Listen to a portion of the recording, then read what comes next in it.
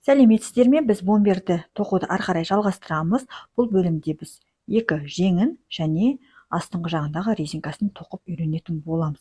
Егер де сіздерге ұнаған болса, міндетті түрде каналыма тіркеліп қоюды ұмытпаңыздар. Біз ары қарай жалғастырайық. Міне, айтқанда мен барлық тігетін жерлерін тігіп қойдым. Жең осылай тұрбай етіп тіктім. Оң жағы, мынау теріс жағы, ішкі жағы.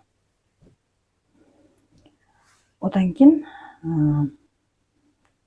алды мен артының иықтарын тіктім және бір жақ жанын тіктім, екінші жағын енді тігем. Мына жерде қанша тігу керегін сіздерге көрсетейін деп тұрмын. Мына арада жеңін аламыз.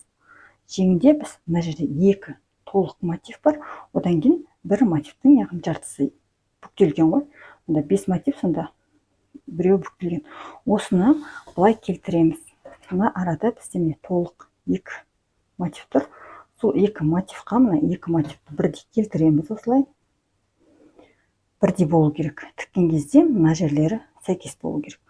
Мына жерлері бір-біріне сәйкес болу керек. Одан кейін осыдан мынаның ортасы бар ғой, тура. Біздің ең басына дейін терген сақинамыздың ортасы. Сол жерге дейін осылай белгілеп алуымыз керек. Осылай белгілеп аламыз.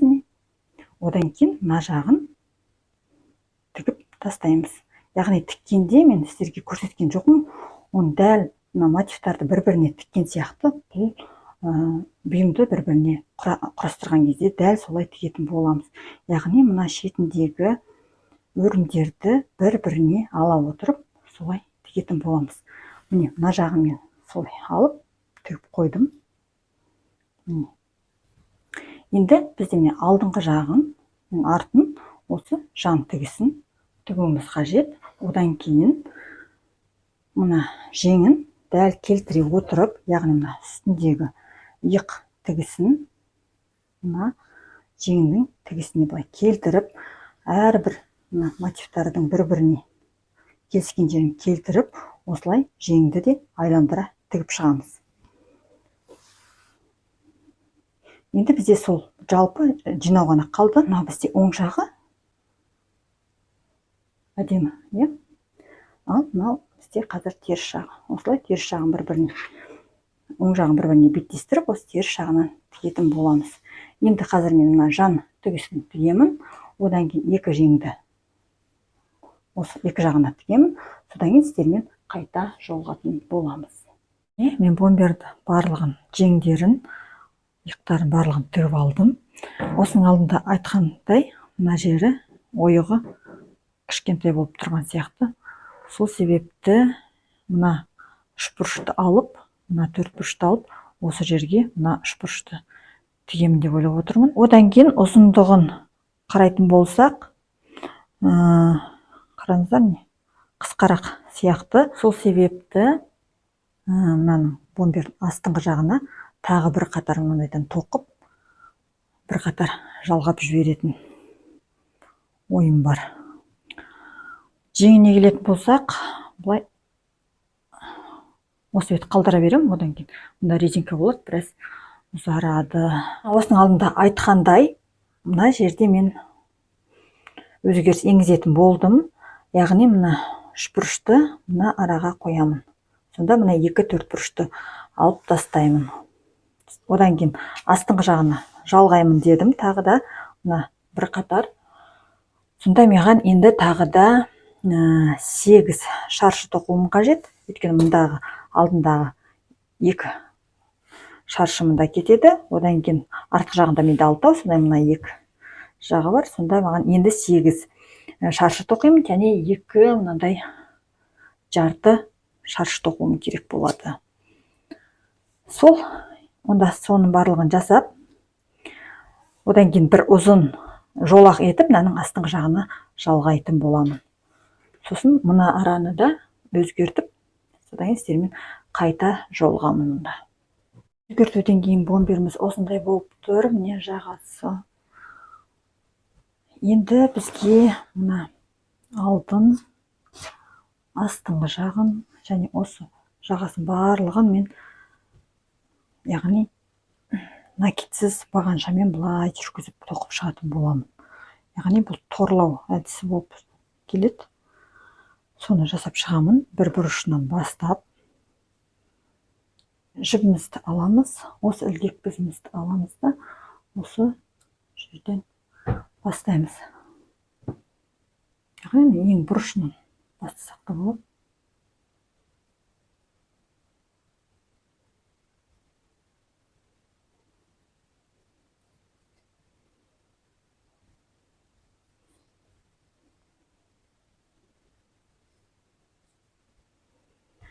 Міне, мынандай бұрышына мен екі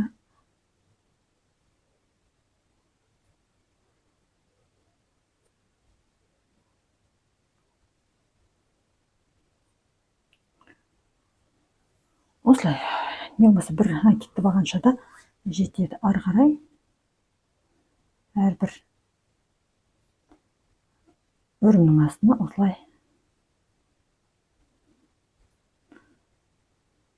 біз накидсіз бағанша тоқимыз.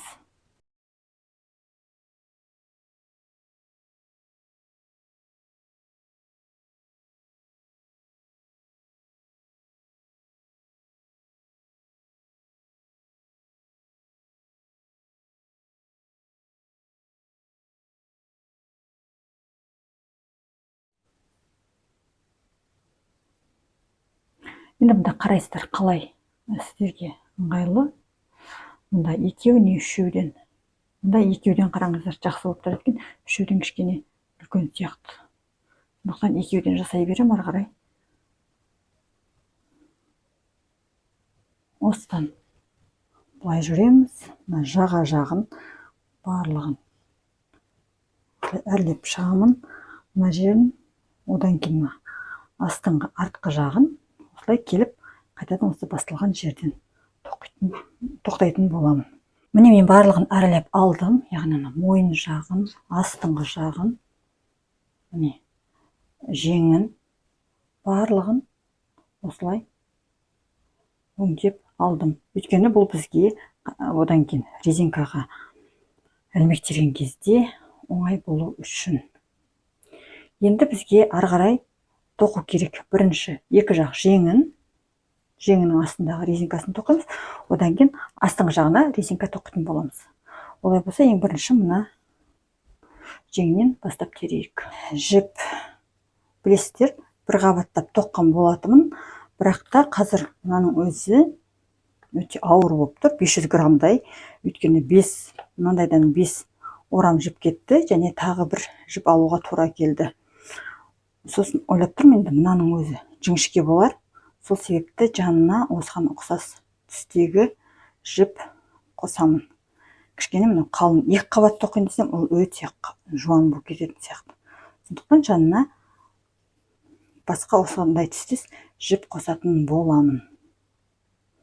Міне менде осындай итальяндық таза мақта жіп бар, яғни 100% мақта, бірақ та жіңішке өте. Мұнда шамамен 2,5 метр мекен, 100 граммда сондай өте жіңішке. Осы жіпті бірнеше қабаттап қосатын боламын. Түрлері тіпті бір-біріне. Мына жерде кішкене бөлектеу көрініп тұрған шығар экранда, бірақ бір-біріне сәйкес. 6 қабатта орап алдым. Сон ішінен және сыртынан не былай 12 қабат қып алып тұрмын. Соның өзі осындай жіп-жіңішке болып тұр. 12 қабат. Осыны енді мына жіпке қосып осылай тоқитын боламын. Және білесіздер, мақта жіптер кішкене өз формасын ұстайды. Сол себепті осылай қосатын боламын. Мен 4,5 мм бізді алдым. Жаңағы жібімізді 2 қабаттап алып аламыз. Енді осыны астыңғы жағынан бастап шетінен тереміз. Астының дәл мына ортасындағы жерден бастап терейін.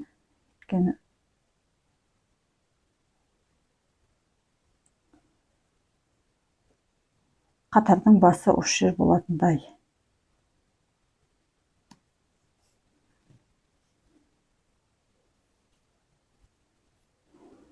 осылай бір ілмек теріп алдық. Ары қарай әрбір ілмектен енді қаншалықты жуан керек, қаншалықты жіңішке керек, соған байланысты тереміз.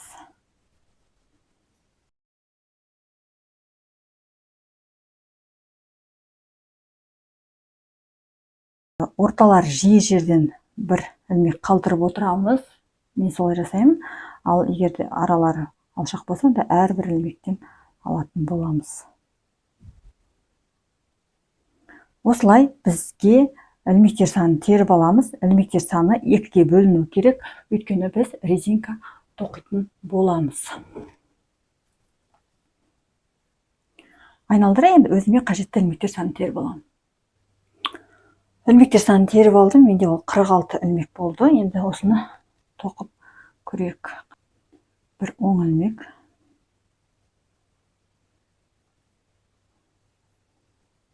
Бір оң ілмек тоқыдық. Екіншісін теріс ілмек етіп тоқимыз.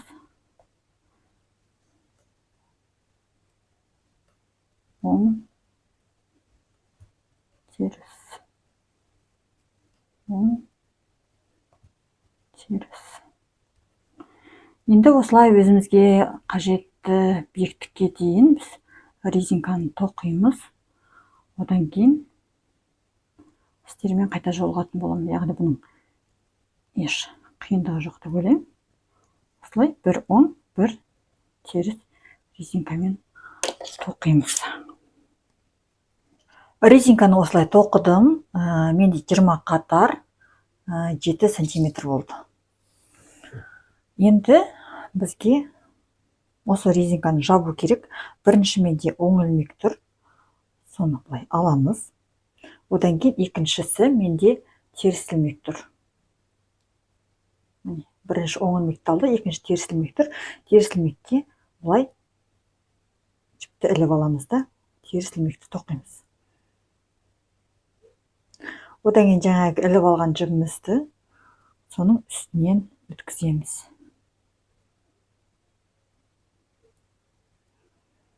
Одан кейін ең бірінші тоқымай алған жібімізді соның үстінен өткіземіз. Қаттырақ тартамыз. Келесі бізде оң ілмек тұр. Оң ілмекте біз алдынан былай осылай іліп аламыз.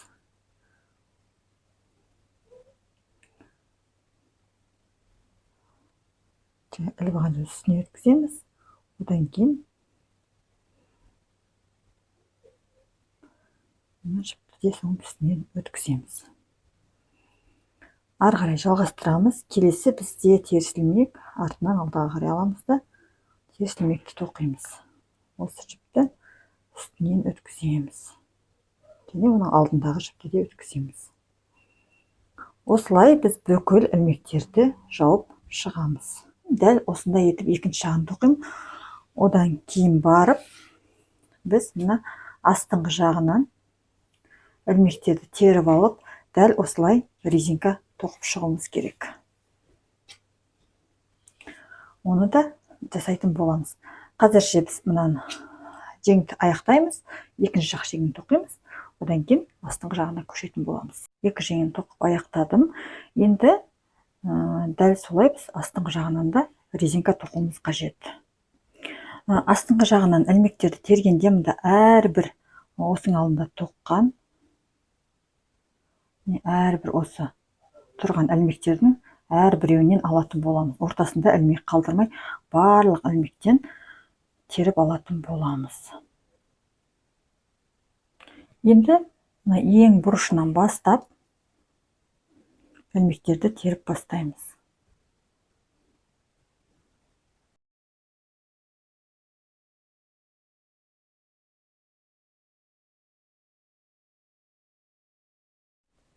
Міне, осылай мен бүкіл ілмектерді теріп шығамын. Ілмектер саны 2-ге бөлінуі міндетті, өйткені бізде резинка 1-1. Ілмектерді теріп алдым. Жаңа айтқан едім, 2-ге бөліну керек деп. Мен бір ілмек артық тердім, яғни менде қазір 129 ілмек болып тұр. Не себепті? Өйткені мен мұнда былай істегім келіп тұр. Қазір бірінші оң ілмекпен бастап, яғни оң жағында бірінші ілмек оң ілмек болады да, ең соңындағы мына жағы да аяқталғанда оң ілмекпен аяқталғанын қалап тұрмын. Сонда екі жағы бірдей симметриялы болады. Сол себепті мен тақ етіп тердім. Енді осыны резинкаға тоқимыз. Міне, мен астыңғы резинкасын тоқып алдым. Менде 21 қатар болды. 20 қатар тоқин деген оған ол теріс жағында болып қалады екен жапқан кезде. Сол себепті 21 қатар етіп тоқыдым. Енді біз осының алдында жеңін жапқан сияқты дәл сондай әдіспен енді осы астыңғы жағында жабатын боламыз. Олай болса, ары қарай дәл жеңін жапқан сияқты осы астыңғы жағында жауып шығамыз. Одан кейін сіздермен келесі бөлімде алдыңғы планкасын тоқитын кезде қайта жолғатын боламыз.